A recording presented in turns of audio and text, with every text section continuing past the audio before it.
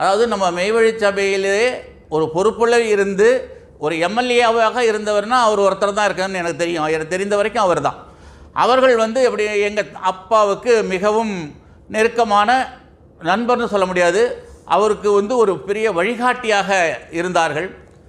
அப்போது அவர்கள் காங்கிரஸ் பேரியக்கத்தில் இருந்ததனால் என்னுடைய தந்தையார் அந்த காலத்திலே சபையில் சேருவதற்கு முன்பாக பள்ளிகள், அனாதை இல்லங்கள், மகளிர் விடுதிகள், ஏழை மாணவர் விடுதிகள், இப்படி சமூக சேவை செய்கிறோம் அப்படிங்கிற நினைப்போட நிறைய விஷயங்களில் செய்து கொண்டிருந்த போது அவங்க நாராயணசாமி அவர்கள் வழிகாட்டியாக அவருக்கு நிறைய துணையாக இருந்தாங்க.